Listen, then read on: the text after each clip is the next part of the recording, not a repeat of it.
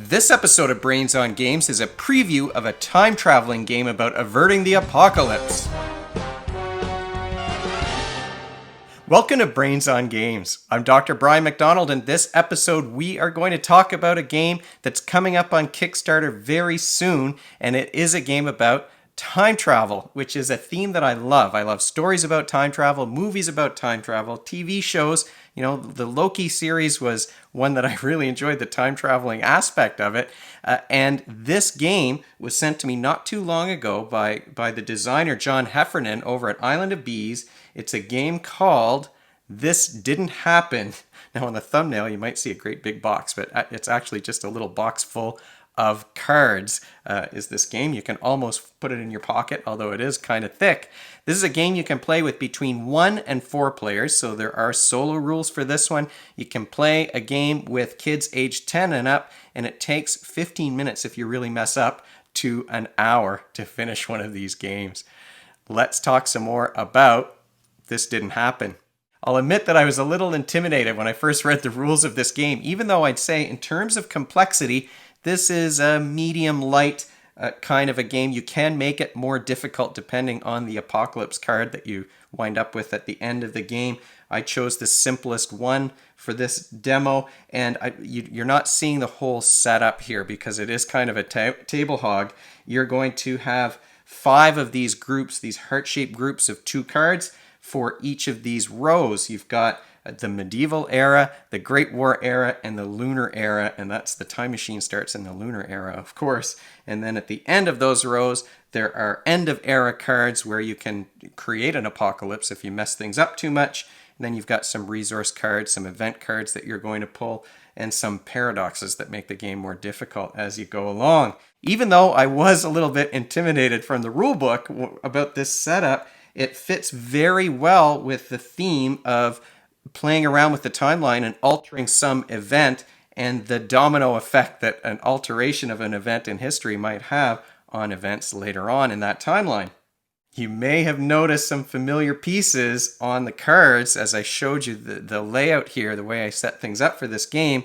You've got the little pink sprinkly donut and a couple of baristas from Seize the Bean, and that's because This Didn't Happen doesn't come with counters. You've got character cards and a card to represent the time machine that you're traveling through time in, but it is much easier to play this game if you're using counters instead. Otherwise, you're going to be putting a bunch of cards on top of these cards and trying to move them without seeing the hidden information that's underneath, and that might be a challenge. Hopefully when the game comes out on Kickstarter, maybe there'll be a stretch goal or something for cardboard standees. I think standees would be great to represent the time traveling characters.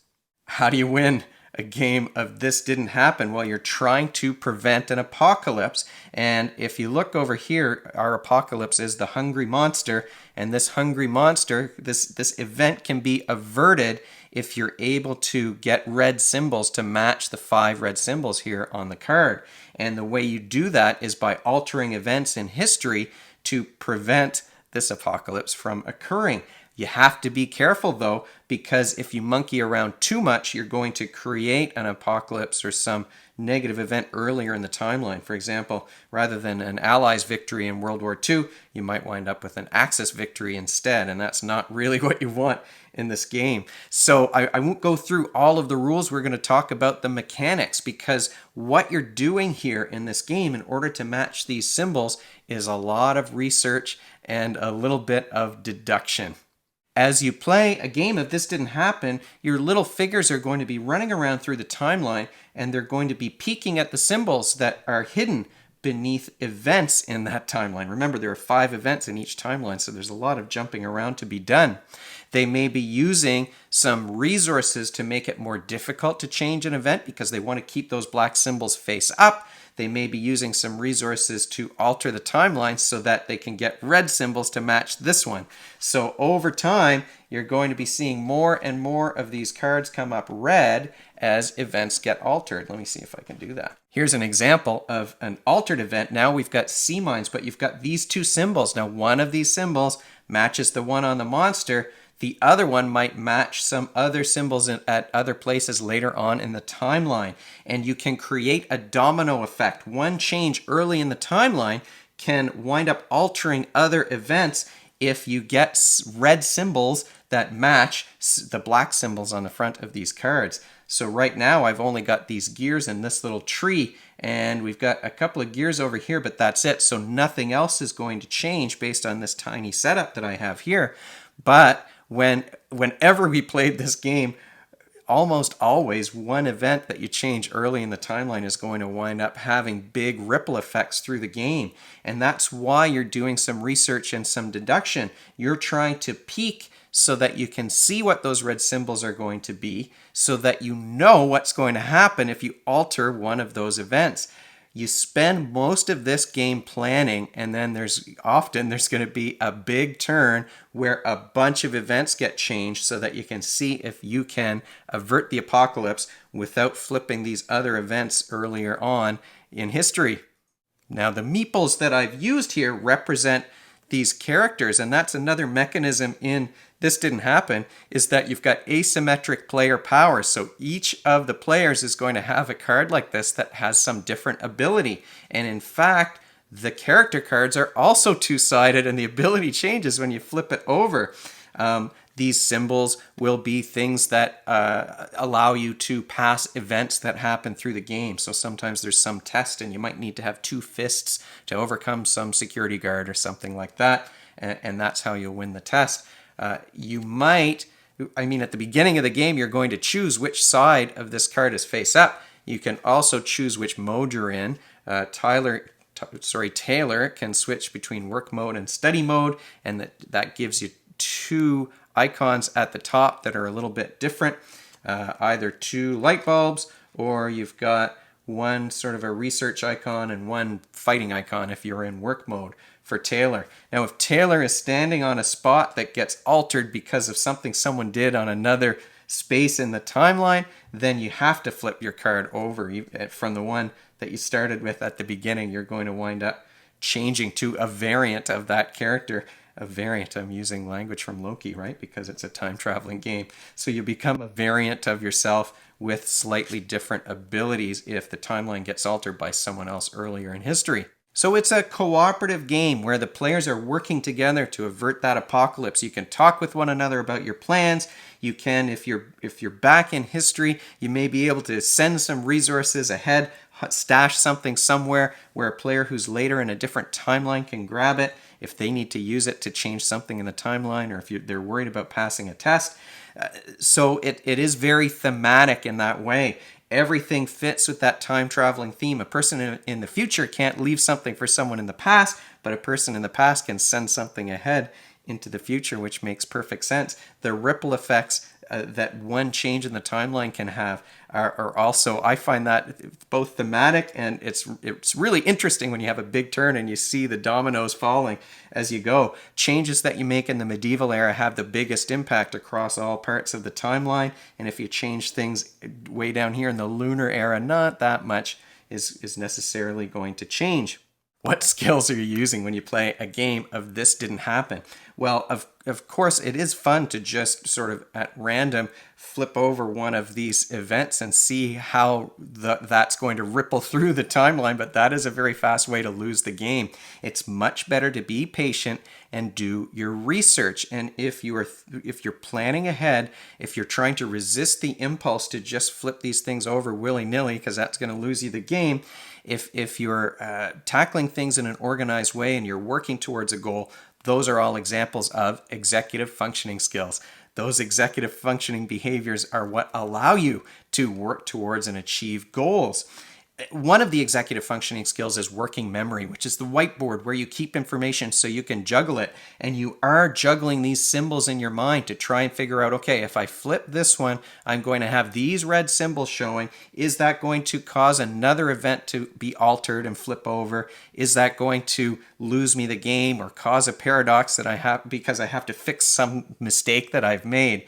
So you've got executive functioning, you've got those working memory skills. It is a huge memory exercise unless you take notes on the symbols that are hidden under here, because you do get to peek at them.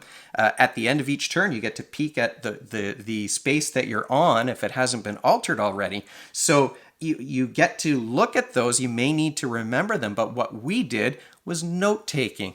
And note-taking, organized note-taking, is a great skill for kids to be able to learn. So we made a chart of all of the spaces in each era, and we would draw the symbols that we saw so that we could keep track of them. Now, you still had to look back at those notes and say, okay, if this happens, then what's going to happen next? And do that evaluation, that deduction of what are the ripple effects of one action in this game.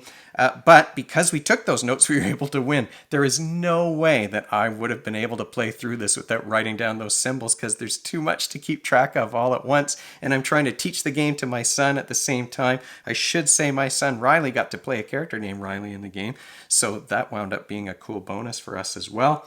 I didn't even show you the time machine that could break along the way, so you do have to look after that too. So there's lots of things to keep track of, and lots of planning to do when you're playing a game of This Didn't Happen. Final thoughts about this game. It is hard to say very much about the components and the artwork, because who knows if that might change, but certainly I like the artwork on these cards. It really does evoke exactly what it's supposed to evoke. It is a very thematic game. Everything, all of the rules, I mean, it does make things kind of fiddly and it seems complicated until you actually play through it, but it is a game where all of the mechanics fit with the theme. You're cooperating and you're changing things, and anything you change has a ripple effect, and there's different resources that you can collect in each era. You're not going to get a computer if you're back in medieval times, but if you are in the Great War era, you might get penicillin as an example of a resource that you would have that you could use to change some things through the timeline or to help you to pass a test. So super thematic, and it is a really unique setup. It's a unique game. I've never played a game like this before, and we certainly had a lot of fun playing it. I'm going to tell you something that doesn't always happen when we play these games. Usually if I play with my son, I have to ask him afterwards, so what do you think? Is this a game that you want to play again? But I didn't have to ask him this time. We finished that game and he said, that was really cool. And just unbidden, he told me that this was a cool game. So that's definitely a thumbs up from him, and I think he liked the theme as well. I do think it's important to use counters. I wouldn't want to be like moving stacks of cards from one pile to the other and trying not to shuffle the cards so that the hidden symbols are visible. That would be kind of, look, even now as I'm moving them, they're sliding around. The cards in the prototype are kind of slippery, and that does mean that it's not meant to be a dexterity game, but you do have to be a little bit careful when you move things to make sure that you don't accidentally reveal some hidden information that's not supposed to be revealed yet, unless you really want to cheat at the game.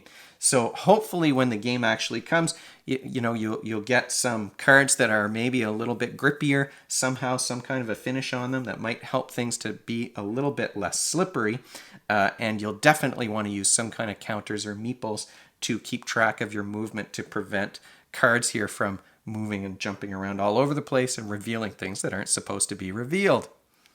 And that is This Didn't Happen in a nutshell. Like I said, we had a lot of fun playing it. Thanks so much to John Heffernan at Island of Bees for sending this game along. And you are going to get a link to the Kickstarter campaign. As soon as I have it, it's going to go in the show notes below this video. If you have any comments or questions, you can leave them in the comment section below the video, or you can email me at brian@brainsongames.ca. brainsongames.ca is the website. That's where future episodes will go, and the previous ones are up there already. Brains on Games is the Twitter handle and the Facebook page and the Instagram feed, so we're all over the place. And if you enjoyed this video and you want to be notified of future ones, you can head on over to YouTube and click that subscribe button. Thanks for joining me, and hopefully I'll see you next time.